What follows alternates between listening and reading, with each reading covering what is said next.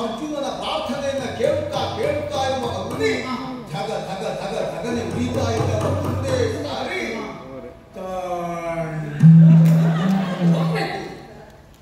ಆ ರೀತಿಯಲ್ಲಿ ನೀ ನನಗೆ ಹೆಂಡತಿಯ ನಾನು ನಿನಗೆ ಗಂಡ ನಿನ್ನನ್ನು ಬಿಟ್ಟೆ ಬಿಟ್ಟೆ ಬಿಟ್ಟೆ ಅಂತ 3 ಸಂಬಂಧ ಕಡಿದು ಹೋಗುವ ಆ ಶಾಸನ ನಮ್ಮ ದೇಶದಲ್ಲಿ ಇದ್ದು ಬಹಳ ವರ್ಷ ಆಯಿತು.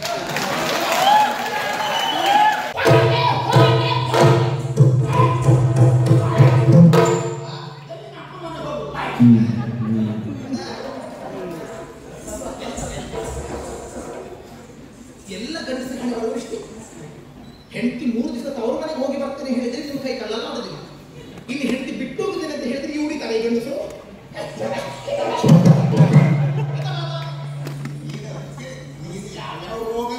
ನಾನೇನು ಆಭರಣ ಹಾಕೊಂಡೆ ಚಂದ ಕಾಣಬೇಕು ಅಂತಿಲ್ಲ. ನಾನು ಬಿಟ್ಟು ಚಂದ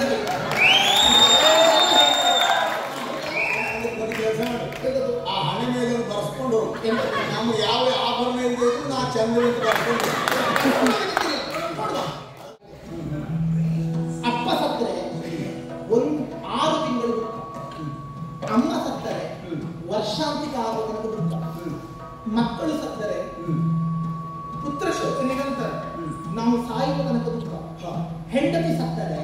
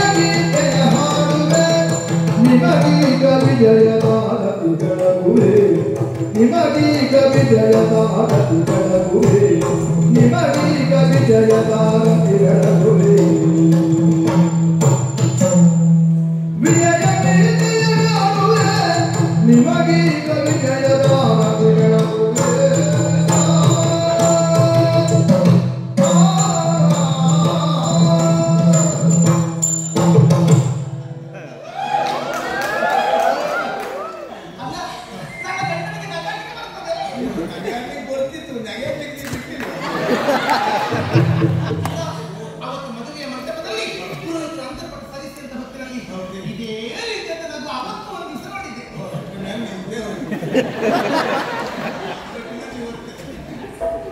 ಯಾಕೆ ಗೊತ್ತೇ?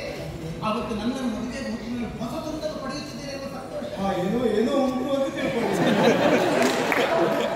ಇವತ್ತು ಹಾಗೆ ಹೊಸದಾದ ಒಂದು ವಿಜಯವನ್ನು ಸಂಪಾದಿಸಿಕೊಂಡು ಬಂದಿದ್ದೀವಿ.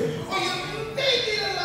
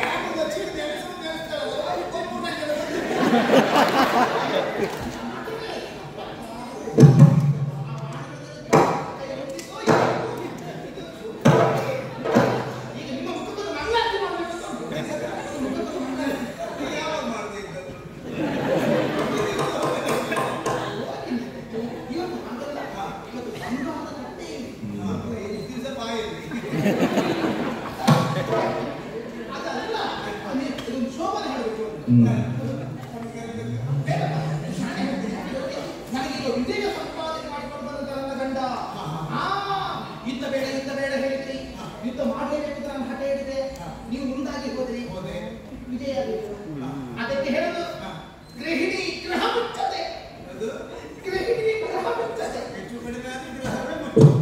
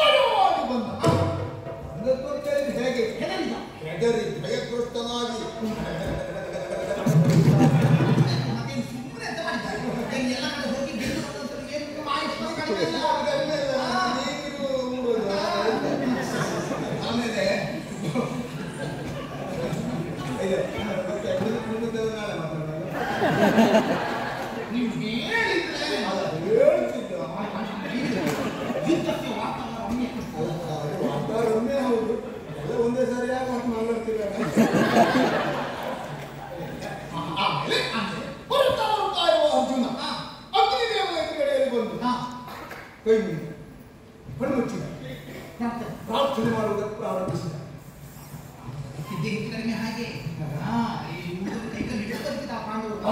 ಮಾಡಿದ್ದೆ ಹಾಗೆ ಅಗ್ನಿ ಉಳಿತಾ ಇದ್ದಾನೆ. ಪಾರ್ಥ ಅವನ ಕಾಲುಗಳಲ್ಲಿ ಕುಳಿತು ಪ್ರಾರ್ಥನೆ ಮಾಡ್ತಾ ಇದ್ದಾನೆ. ನಾನು ಎರಡೂ ಕಣ್ಣಿಟ್ಟು ನೋಡ್ತಾ ಇದ್ದೇನೆ. ನೋಡುತ್ತಾ ಇರುವ ಹಾಗೆ ಅರ್ಜುನನ ಪ್ರಾರ್ಥನೆಯನ್ನ ಕೇಳುತ್ತಾ ಇರುವ ಅಗ್ನಿ ಧಗನೆ ಉಳಿತಾ ಇದ್ದ ಮುಂದೆ ಸಾರಿ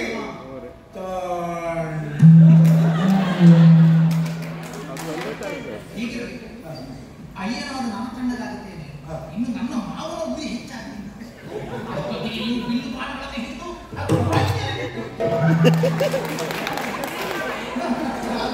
ನಾನು ಹಾಗೆ ಆಲೋಚನೆ ಮಾಡ್ತಾ ಇದ್ದೆ. ನಮ್ಮನ್ನು ಎಷ್ಟೊತ್ತಿಗೆ ರೋಗಿಯನ್ನು ಬಿಡ್ಲಿಕ್ಕೆ ಅವಕಾಶ ಆದ್ರೆ ಅವಕಾಶ ಕೊಡಲೇ ಇಲ್ಲ. ಹಾಗೆ ಅದನ್ನು ಪ್ರಾರ್ಥಿಸ್ತಾ ಇರುವಾಗ ಶಾಂತನಾದಂತ ಅಗ್ನಿ ಏನಾಗಬೇಕು, ಏನು ನಿನ್ನ ಉದ್ದೇಶ ಎನ್ನುವುದಾಗಿ ಕೇಳಿದ. ಅವನಿಗೂ ಮತ್ತು ಅರ್ಜುನನಿಗೂ ಯಾವುದೋ ಹೊಂದಾಣಿಕೆ ನೆರವೇರಿತು. ಮಾತುಕತೆ ಆಯಿತು. ಯುದ್ಧ ನಡೆಯುವುದು ಬೇಡ, ಹೊಂದಾಣಿಕೆಯಿಂದ ಇರಬೇಕು. ಹಾಗಾಗಿ ನಾವು ಶರಣಾಗತರಾಗಬೇಕು ಎನ್ನುವುದಾಗಿ ಒಡಂಬಡಿಕೆಯನ್ನು ಮಾಡಿಸಿದಂತೆ ಯುದ್ಧ ಮಾಡುವುದು ಬೇಡ, ಅವನಿಗೆ ತಪ್ಪ ಕಾಣಿಕೆಗಳನ್ನು ಕೊಟ್ಟು ಕಟ್ಟಿರುವಂತಹ ಕುದುರೆಯನ್ನ ಬಿಟ್ಟು ಶರಣಾಗತರಾಗಬೇಕು ಎನ್ನುವುದಾಗಿ ಬಳಿಯ ಅಗ್ನಿಯೇ ಹೇಳಿದಾಗ ಕುದುರೆಯನ್ನ ಬಿಟ್ಟೆ, ತಪ್ಪ ಕಾಣಿಕೆ ಕೊಟ್ಟೆ. ಸ್ನೇಹ ಸೌಖ್ಯ, ಸ್ನೇಹ ಸಖ್ಯ ಹಸ್ತವಾದ ಮಾಡಿಕೊಂಡು ಬಂದಿರಿ. ದೇವರನ್ನ ಅಜಬಂಡ ಗಂಡಸೇ, ಬಂಡನೆ ಪುಸ್ತಕನೇ ನಾಟಕದ ಬಂದಿಗೆ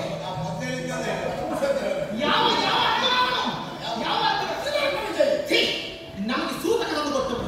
ನಮ್ಮ ಮಗನ ಸಾವಿಗೆ ಕಾರಣಾಂತರ ನಮ್ಮ ವೈರಿ ಅವರ ಜೊತೆ ಸ್ನೇಹ ಮಾಡಿದ್ದೀರಿದ್ದಾದ್ರೆ ನೀವು ನನಗೆ ವೈರಿ.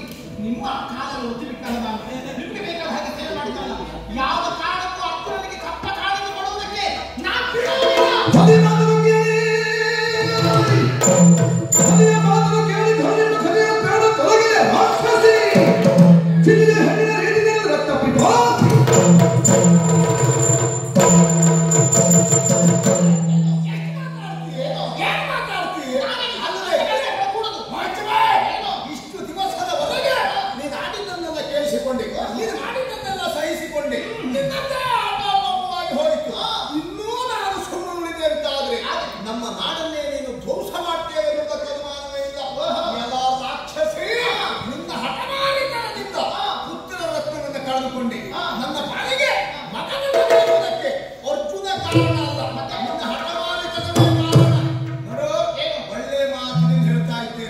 ನನ್ನ ಹೆಂಡತಿಯಾಗಿ, ನನ್ನ ಸಹಧರ್ಮಿಣಿಯಾಗಿ, ನನ್ನ ಮಾತನ್ನು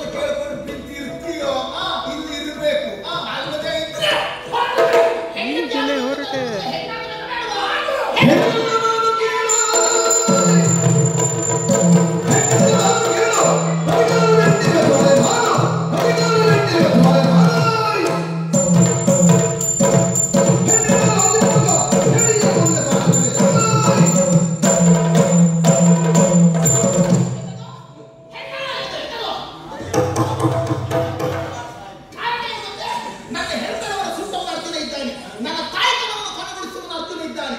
ಆ ಕಾರಣಕ್ಕೋಸ್ಕರವಾಗಿ ಹೆಣ್ಣಲ್ಲ ನಾನು ಕೇಳು. ಸೀರೆಯನ್ನು ನಿಂತಿರಿ ಗಂಡು ಸತ್ಯವನ್ನು ಬಿಡುವುದಕ್ಕೆ ನನಗೆ ಗೊತ್ತು. ಯುದ್ಧ ಮಾಡುವುದಕ್ಕೆ ನಿಮಗಾಗದೇ ಇದ್ದರೇನಂತೆ? ನಾನು ಹೊತ್ತಿ ಮಾಹಿಷ್ಮತಿಯ ರಾಣಿ ಇದ್ದೇನೆ. ನಾನೇ ಗಂಡುಡಿಗೆಯನ್ನು ಧರಿಸಿಕೊಂಡು ಪ್ರಳಯ ಭೈರವಿಯಂತೆ ರಣಚಂಡಿಯಂತೆ ರಣಕ್ಷೇತ್ರಕ್ಕೆ ದುಡುಕಿ ಅರ್ಜುನನ ತಲೆಯನ್ನು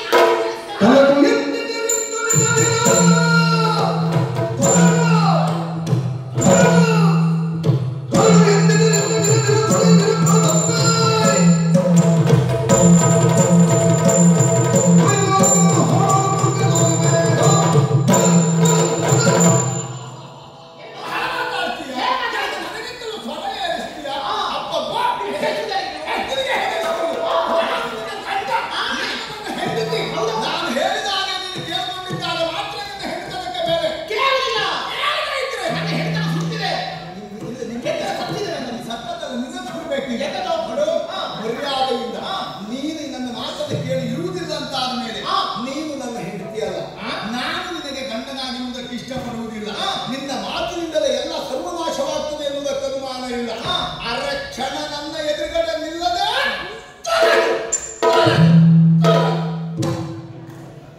ಯಾರು ನನಗೆ ಬಾಡಿಗೆ ಕೊಟ್ಟು ಬಂದಿದ್ದು ನಾನು ನಿನ್ನ ಹೆಂಡತಿ ಗೊತ್ತಾಯ್ತಲ್ಲ.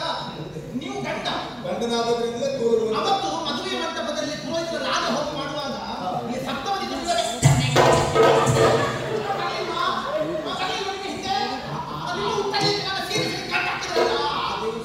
ಇಷ್ಟು ಜೋರು ಹೆಜ್ಜೆ ಇಟ್ಟರೆ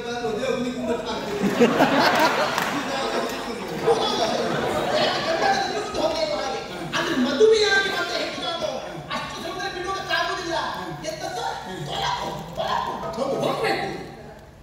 ಆ ರೀತಿಯಲ್ಲಿ ನೀ ನನಗೆ ಹೆಂಡತಿಯಲ್ಲ, ನಾನು ನಿನಗೆ ಗಂಡ. ನೀನನ್ನು ಬಿಟ್ಟೆ ಅಂತ 3 ಸಂಬಂಧ ಕಡಿದು ಹೋಗುವ ಆ ಶಾಸನ ನಮ್ಮ ದೇಶದಲ್ಲಿ ಇದ್ದು ಬಹಳ ವರ್ಷ ಇತ್ತು. ಶಾಸ್ತ್ರದ ರೀತಿಯಲ್ಲೇ ವ್ಯವಹರಿಸುವುದಿದ್ರೆ ನೀನು ಇಷ್ಟೆಲ್ಲ ನಿಗುವರಿಗೆ ಮಾತಾಡುವುದಿಲ್ಲವಾಗಿತ್ತು. ಈಗ ಗಂಡನಾದಂತಹ ನನಗೇ ನೀನು ಅನುವರ್ತಿಯಾಗಿ ಸಹಧರ್ಮಿಣಿಯಾಗಿ ಇರುವುದಕ್ಕೆ ಸಾಧ್ಯವೇ ಇಲ್ಲಂತಾದ ಮೇಲೆ ಗಂಡ ಹೆಂಡತಿಯರ ಸಂಬಂಧ ಊರ್ಜಿತವಾಗಿರುವುದಕ್ಕೆ ಸಾಧ್ಯವೇ ಇಲ್ಲ. ಮತ್ತೆ ನನಗೇನು ಗೊತ್ತಿಲ್ಲದೆ ಇದ್ದದ್ದಲ್ಲ, ಅಗ್ನಿ ಸಾಕ್ಷಿಯಾಗಿ ನಾನು ನಿನ್ನನ್ನು ಮದುವೆಯಾಗಿದ್ದೇನೆ, ಸಪ್ತಪದಿಯನ್ನು ತುಳಿದಿದ್ದೇನೆ. ಆ ದಿವಸ ಧರ್ಮೇಚ ಅರ್ಥೇಚ ಕಾಮೇಚ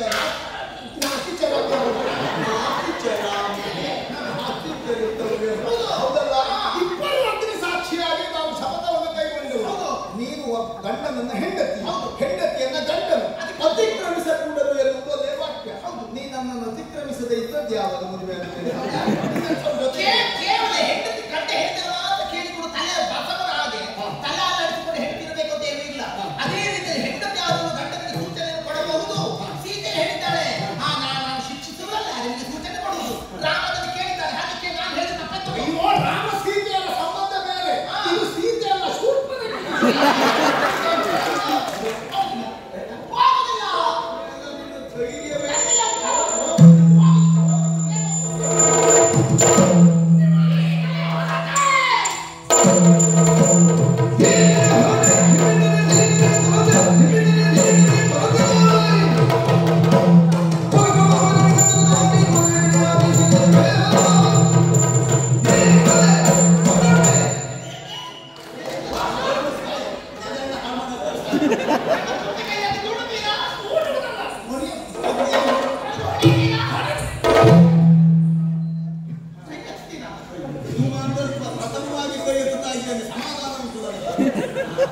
ಇಷ್ಟು ಪಾಪದ ಹೆಣ್ಣು ನಾನಿದ್ದದ ಕಾಲ ನಾನು ಒಂದು ಕೈ ಎತ್ತುವುದು ನೀವು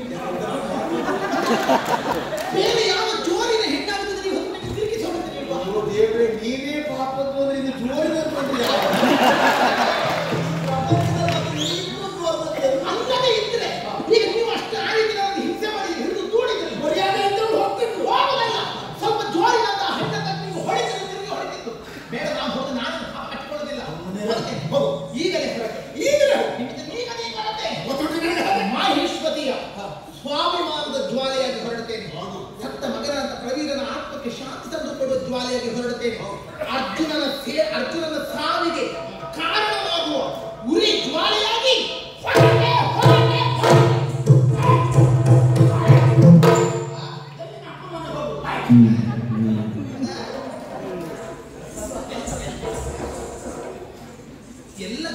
ಮಾಡುವ ಇಷ್ಟೇ. ಹೆಂಡತಿ 3 ದಿವಸ ತವರು ಮನೆಗೆ ಹೋಗಿ ಬರ್ತೇನೆ ಹೇಳಿದ್ರೆ ನೀವು ಕೈ ಕಳ್ಳಲ್ಲ ಮಾಡೋದಿಲ್ಲ. ಇಲ್ಲಿ ಹೆಂಡತಿ ಬಿಟ್ಟು ಹೋಗುತ್ತೇನೆ ಅಂತ ಹೇಳಿದ್ರೆ ಈ ಉಳಿತಾರೆ ಈ ಗಂಡಸರು.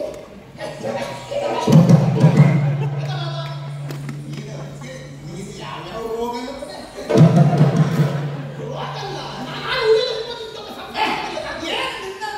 ಸಂಸಾರ ಮಾಡುವುದಕ್ಕೆ ನಿನ್ನ ಜೊತೆ ಬದುಕುವುದಕ್ಕಾಗಿ ನಾನು ಕರೆದದ್ದಲ್ಲ.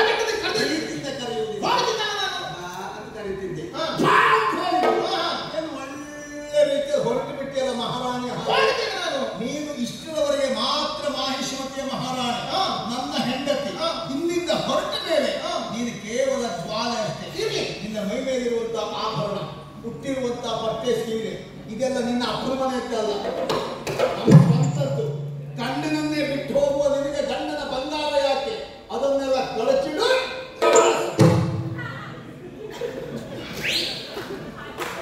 ಎಂತ ಒಂದು ಹೆಂಡತಿ ಮೈ ಮೇಲೆ ಬಂಗಾರ ಇಂಥ ಚಿನ್ನದಂತೆ ಹೆಂಡತಿ ಬೇಡ ಈ ಗಂಡತಿ. ಇದು ಚಿನ್ನ ಅಂದ್ರೆ ಚಿನ್ನ ಎಲ್ಲ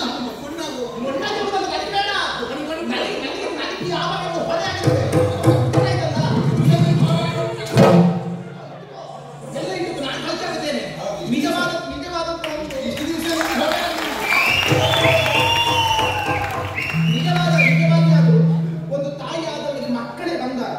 ಅಂತ ಬಂಗಾರದಂತ ನನ್ನ ಮಗ ಸತ್ತಿದ್ದಾನಂತೆ. ಮತ್ತೆ ನನಗೆ ಈ ಬಂಗಾರ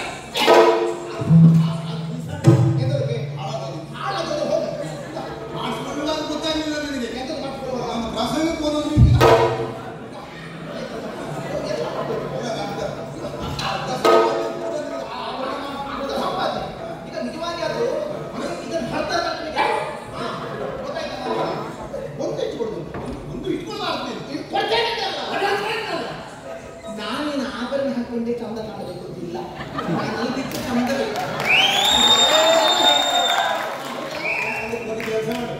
ಆ ಹಣೆ ಮೇಲೆ ಬರ್ಸ್ಕೊಂಡು ನಮ್ಗೆ ಯಾವ ಆಭರಣ ಇದೆ ನಾ ಚಂದ ಬರ್ಸ್ಕೊಂಡು ಇದೆಲ್ಲ ಹಚ್ಕೊಂಡು ಅದೆಲ್ಲ ಮಾಡ್ಕೊಂಡು ಬರ್ತಾ ಇದ್ರೆ ಒಟ್ಟು ನೋಡ್ಲಿಕ್ಕೆ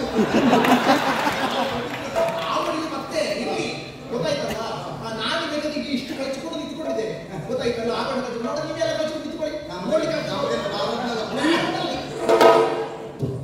ನಿಜವಾಗಿ ಅದು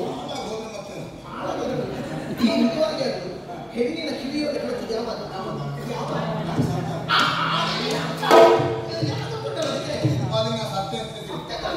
ನಿಜವಾಗಿದ್ದರು ಮದುವೆಯಾದ ಮೇಲೆ ಹೆಣ್ಣಿನ ಕೈಯಲ್ಲಿ ಗೋಳಾಗಿ ಕಾಣಬಾರ್ದು. ಅದಕ್ಕೊಂದು ಇಷ್ಟು ಕುಂಕುಮ ಹಾಕೊಳ್ಳಿ, ಮುಚ್ಚಬೇಕು.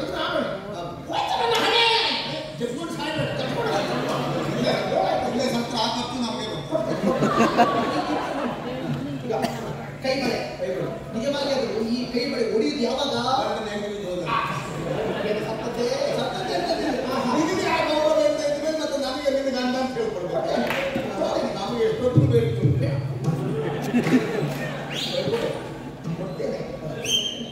ನೀವು ಇದನ್ನೆಲ್ಲ ಒಟ್ಟು ಮಾಡಿ ಎಲ್ಲ ತುಡುಕುಡು ಅಂತ ಕೇಳೋದು ಯಾಕೆ ನನಗೆ ಅರ್ಥ ಆಗಿದೆ. ಅಪ್ಪ ಸತ್ತರೆ 6 ತಿಂಗಳು ದುಃಖ, ಅಮ್ಮ ಸತ್ತರೆ ವರ್ಷಾಂತಿಕ ಆಗುವ ತನಕ ದುಃಖ, ಮಕ್ಕಳು ಸತ್ತರೆ ಪುತ್ರ ಶೋಕ ನಿರಂತರ, ನಾವು ಸಾಯುವ ತನಕ ದುಃಖ, ಹೆಂಡತಿ ಸತ್ತರೆ ಹೊಸ ಹೆಂಡತಿ ಬರುವುದಿಲ್ಲ.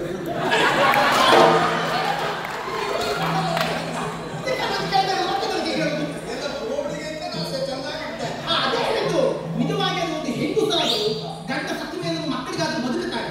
ಅದೇ ಯಾವ ಒಬ್ಬ ಗಂಡಾಗಿ ಹೆಂಡತಿ ಸತ್ತ ತಕ್ಷಣದಲ್ಲಿ ಮಕ್ಕಳು ಎಲ್ಲಿ ಹುಡುಕುತ್ತಾನೆ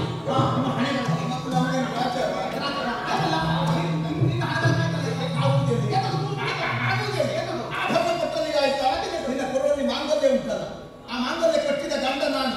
ನಾನೇ ನಿಲ್ಲಂತಾಗಬೇಕು ಮತ್ತು ನನ್ನ ಮಾಂಗಲ್ಯ ಯಾಕೆ ಬೆಳೆಸೋದನ್ನ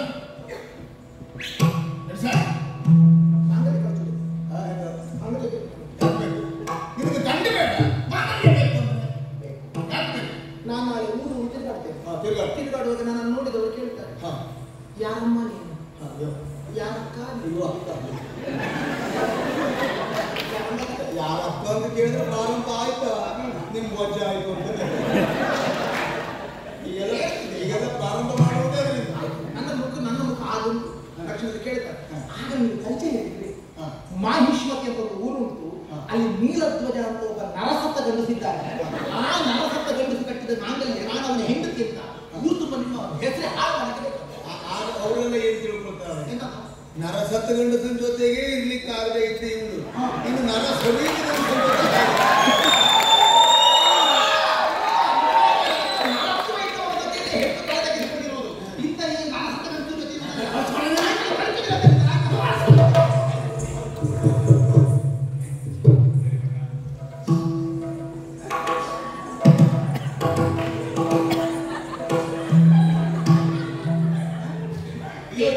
ನನ್ನ ಜೀವನದ ಪ್ರಕೃತದ ಅನುಭವ ನಿನ್ನ ಕಣ್ಣೀರು. ಏನೋ ಗಂಟೆ ಹಿಡಿದು ನಾಲ್ಕು ಮಾತು ಬರ್ತದೆ, ಏನೋ ಮಗ ಸತ್ತು ಹೋಗ್ತದೆ, ಅಷ್ಟಕ್ಕೆ ನೀ ಹೆಂಡತಿಲ್ಲ ನಾ ಗಂಡ ಅಂತ ಬಿಟ್ಟು ಬಿಡು. ತಮ್ಮಯ್ಯ ನನ್ನನ್ನು ಬಿಟ್ಟು ಬಿಡ್ಬೇಕು. ನಾನು ಇವತ್ತು ಎದ್ದೆ. ಸತ್ತು ಹಾಳಾಗೋದು ಇಲ್ಲಿ ಹೆಣ್ಣು ಜಾತಿಯ ಹೌದಾ? ನೋಡ್ಬೇಕಾದ್ರೆ ಎಲ್ಲ ಗಂಡಸರ ಹಾಡುಗಳು ಇಷ್ಟೇ. ಹೆಂಗಸರು ಎಲ್ಲಿಯಾದ್ರೂ ಸ್ವಲ್ಪ ಧ್ವನಿ ತಗ್ಗಿಸಿ ತಲೆ ತಗ್ಗಿಸಿ ಮಾತಾಡಿದ್ರ ನಿಮ್ಮ ಪುರುಷತ್ವ ಎಲ್ಲ ಕದ್ದು ಹೋಗ್ತದೆ. ನಾನು ತಲೆ ತಗ್ಗಿಸಿ ಧ್ವನಿ ತಗ್ಗಿಸಿ ಮಾತಾಡ್ತೇನೆ.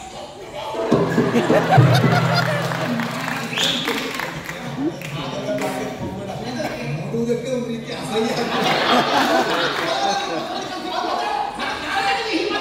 ಕೈ ಹೀಗೆ ಮಾಡಿದ್ರೆ ಒಪ್ಕೊಳ್ಳಿಕ್ಕಲ್ಲ. ಏನೋ ಮಾಡ್ಲಿಕ್ಕೆ ಬಂದಿದ್ದಾಳೆ, ಯಾವ ಕೈಯಲ್ಲಿ ಹೊಡೆಯುವುದು?